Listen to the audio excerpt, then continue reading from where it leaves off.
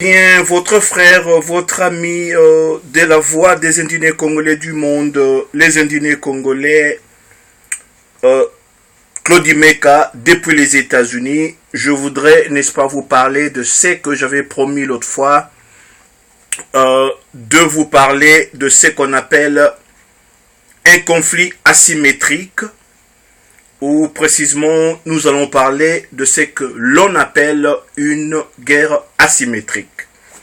Le manuel dont j'ai consulté pour faire ce petit travail est un travail qui a été élaboré par des éminents chercheurs, des gens qui font la presse d'investigation. Je cite ici M. Alexandre Martin et M. Loïc Coriou. Ils ont fait cet ouvrage et c'est plus M. Moreau Desforges qui a parlé de ce que l'on appelle une guerre asymétrique. Bon, pour aller vraiment au fond, là où l'idée est venue, d'où est venue ce qu'on appelle une guerre asymétrique, l'on cite ici le maréchal Tito, héros de la résistance yougoslave face aux Allemands durant la guerre mondiale. La seconde, bien évidemment. Ces messieurs avaient pour habitude de lancer à ces hommes: ne combattez jamais l'adversaire sur son terrain, baissez-vous et cachez-vous et frappez-les ensuite. Et lorsqu'il n'est pas en position de vous dominer, c'était ça l'astuce, je veux dire.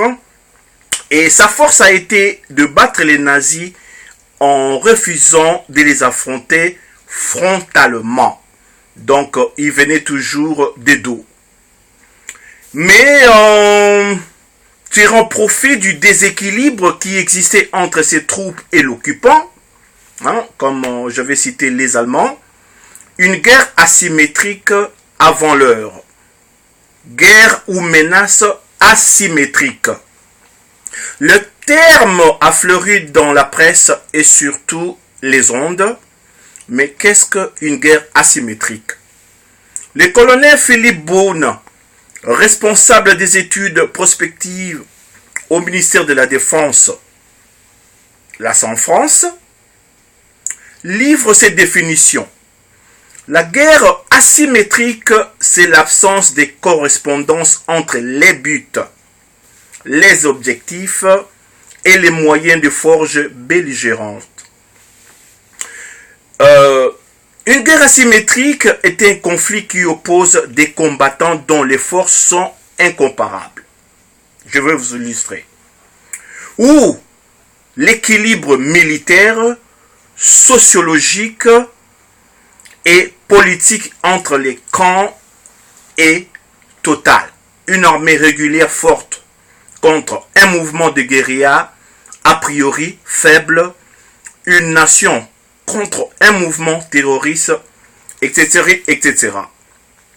Philippe Desforges, l'excellent dont j'ai cité, qui a écrit tout ça, lui, il a fait un travail et moi, juste fait de recherche sur lui. Il y a plusieurs façons, il y a aussi plusieurs écrivains, chercheurs et tout qui ont parlé de ce qu'on appelle une guerre asymétrique, mais j'ai choisi M. Moreau Desforges.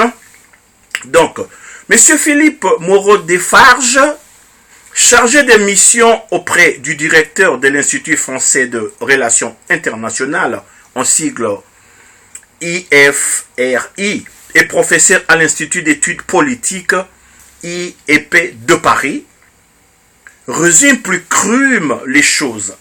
Dans un conflit asymétrique, tous les moyens sont bons pour emporter la victoire. Les règles volent en éclats. La doctrine militaire de guerre asymétrique est apparue aux États-Unis, là où je suis, au milieu des années 1990. Donc, vous savez, en décembre 1997, la National Defense Pan-American la résume dans une étude. Nos ennemis présents et futurs ont tiré des leçons de la guerre du Golfe de 1991. Ils ne vont pas se confondre à nous conventionnellement, mais ils aligneront leurs points forts face à nos points faibles. Leurs forces ne seront pas le miroir des nôtres. La notion nouvelle de guerre asymétrique, c'est faire du neuf avec du vieux. Tempête Philippe Moreau Desfarges.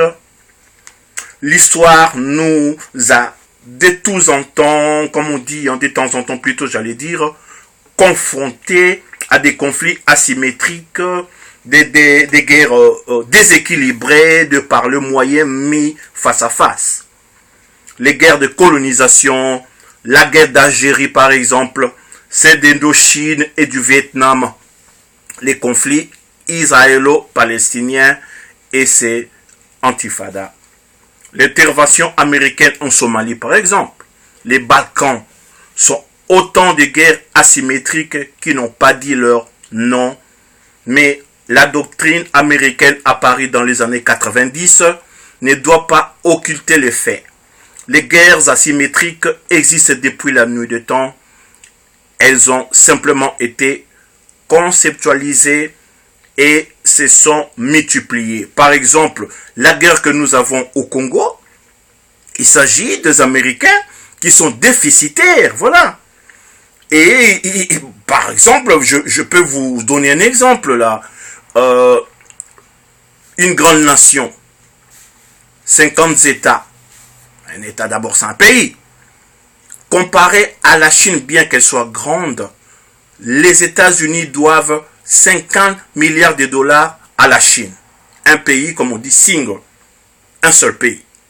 Donc, ils sont là en prédateur avec le pauvre pays de l'Est du Congo, le Rwanda et l'Ouganda pour faire une sorte de zone tampon afin de piller tout ce que nous avons là-bas comme minerais, hein, castérite, coltan, et tout. Donc c'est pour reflouer l'air caisse. C'est ça le problème de ce que nous avons aujourd'hui au Congo où nous indignons de 12 millions de morts, certaines personnes disent, moi le chiffre que j'ai c'est 7 millions. Bon, en fait, pour achever ce que je vous disais, je vais vous parler d'un monsieur. Pour Andrei Grachev, politologue russe et journaliste, la chute du mur de Berlin a marqué un tournant, bien évidemment. L'effondrement du communisme, la faillite de ces régimes et surtout de l'idéologie en tant que telle, ont débouché sur l'unipolarisation du monde autour des États-Unis et l'accélération de la mondialisation, de la globalisation.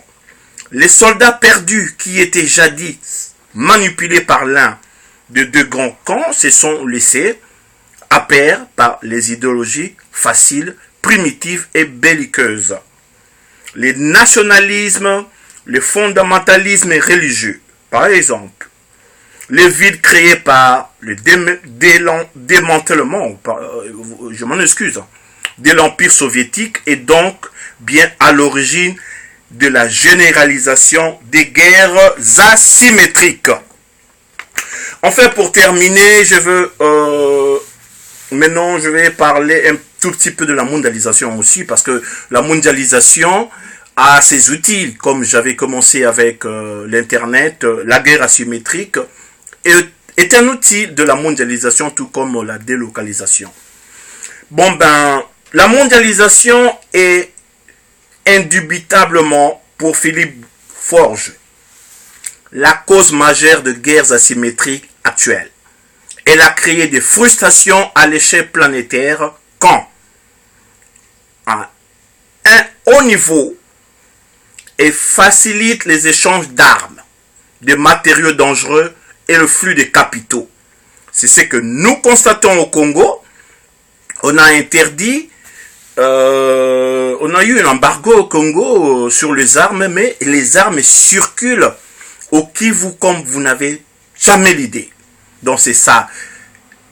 Les groupes armés, tout ce qui s'ensuit. Donc tout ça, ça vient de la mondialisation avec son outil, la guerre asymétrique. En fait, si le fond est singulier, la forme est en train de muter. Auparavant, les faibles militairement s'organisaient pour, au mieux, se défendre face aux puissants. Depuis le 11 septembre 2001, le monde incrédule a découvert que ces faibles pouvaient prendre l'initiative et frapper le premier, comme ce fut le cas ici avec le 11 septembre. Bon, on va dire c'est le terrorisme, c'est tout ce que on peut dire, mais c'est une sorte de vengeance des faibles. Et puis, je vais vous parler d'un autre clé. Donc, ici, on va parler d'un point nommé la balkanisation. Donc, la balkanisation des conflits risque aussi d'accélérer la tendance à la multiplication des guerres asymétriques, comme au Congo, qui nous frappe. Ce sont les anglo-saxons et les autres. On utilise un petit pays comme le Rwanda. Qu'est-ce que le Rwanda peut faire devant le Grand Congo? Allez-y comprendre. Donc, je disais, la tendance à la multiplication des guerres asymétriques est de renforcer leur dangerosité. On passe d'un monde où le risque des guerres mondiales dérivait en conflits régionaux à un monde où les conflits régionaux risquent de dériver en guerre mondiale non programmée. Vous savez, aujourd'hui, avec la Russie qui se prépare de faire un bloc, comme ce fut le cas, donc éventuellement, on risquerait d'avoir une troisième guerre mondiale. Si ça continue dans ces sens où les anglo-saxons, les américains, leurs alliés veulent continuer à piller les autres avec la mondialisation. Donc, je disais, au monde où les conflits régionaux risquent de dériver en guerre mondiale non programmée, je mets un accent là-dessus, s'inquiète Xavier Roffort, directeur des études au département de recherche sur les menaces criminelles contemporaines à l'université Paris 2. À la lumière de ces éléments, peut-on encore considérer l'intervention américano-britannique, je cite tout le temps américano-britannique parce que c'est ça les anglo-saxons, en Iran par exemple, comme une guerre asymétrique? Et oui, bien évidemment. Répond monsieur Franchant Bernard Hugues, spécialiste en sciences politiques. Les forces en présence sont totalement déséquilibrées d'abord, et surtout les conflits asymétriques se caractérisent par le fait qu'il s'agit d'une guerre que le fort croit imperdable. Ne nous a-t-on pas rabâché depuis des mois que les États-Unis ne pouvaient pas perdre celle-ci? Donc, vous avez une idée sur ce qu'on appelle un conflit asymétrique. C'est comme le Rwanda qui fait la guerre avec le Congo pour l'intérêt de nos minéraux. Mais qui est derrière le Rwanda? L'Ouganda et le Burundi, ce sont les anglo-saxons. Bien qu'aujourd'hui, on parle du flic qui a été arrêté à Londres, hein, le chargé des renseignements du Rwanda qui a été tout et tout. Bon, ça, il faut continuer toujours avec cette guerre des médias, à sensibiliser, surtout utilisons Facebook à bon escient, parce qu'on nous lit. Un gars comme moi, on lit tout ce que je mets. Je fais de l'activisme. Il y a eu à Charlottetown ici, en Caroline du Sud, cette tuerie de 9 personnes à cause d'une fille blanche qui sortait avec un noir et ça a débouché tout ça. Voilà, sur ma page, j'ai mis une des photos très anciennes où j'étais avec une jolie fille blanche et ça suscitait aussi de la jalousie auprès de garçons blancs. Donc, nous vivons aussi le racisme ici où nous sommes ici. C'est difficile, je ne sais pas si ces fléaux prendront fin un jour. Mais le problème, c'est que si un jour le Congo sera dirigé par des gens qui connaissent les tenants et les aboutissants. Que voilà, le monde est déficitaire, les grandes puissances, par exemple les États-Unis. Donc le peu qu'on aura dans nos caisses servira à la cause de la République. Faire un peu ce que j'ai toujours travaillé là-dessus, mais je n'ai pas encore terminé l'ouvrage. Je parlais du socialisme à la Venezuela. Donc eux, il y a de fonds juste pour les pauvres. Il faut équilibrer, il faut créer ce qu'on appelle une classe moyenne qui vient avec les petites et moyennes entreprises. Donc, il faut du sérieux, la compassion et l'altruisme des dirigeants pour réussir ce que nous traversons aujourd'hui dans ces nouveaux millénaires qu'on appelle la mondialisation dans le 21e siècle. Donc ça nécessite beaucoup de compassion de la part des dirigeants pour, n'est-ce pas, comprendre que il ne faut pas faire des gâchis. Quelqu'un qui voudrait être businessman, il n'a qu'à faire du business et ne pas s'ingérer de la politique. Donc il faudrait hiérarchiser que de marginaliser. Donc il faut du sérieux. Et je me rappelle, M. Kabila a dit le passage de l'ère Zaïre à l'ère Congo. Non, c'est juste la démocratie. C'est la République démocratique du Congo. Avec la démocratie, tout ira pour le mieux. Donc, j'ai brossé en long en large ce qu'on appelle une guerre asymétrique afin de vous faire comprendre que la guerre que nous avons à basse intensité au Congo en est une. Hein? Une guerre asymétrique imposée par ces forts, ce que nous appelons décideurs contre le Congo pour nos minéraux. Eh bien, c'était votre frère du combat, Claudie Meka, depuis les États-Unis. Ici, on a eu l'habitude de parler parfois en lingala et on va balancer, on va rebondir parfois en anglais, en français ou en lingala, juste pour changer un peu de couleur, tout et tout. La voix des indignés congolais du monde, comme un enfant, mon abilaka, je termine tout le temps par Matondo Ingeta.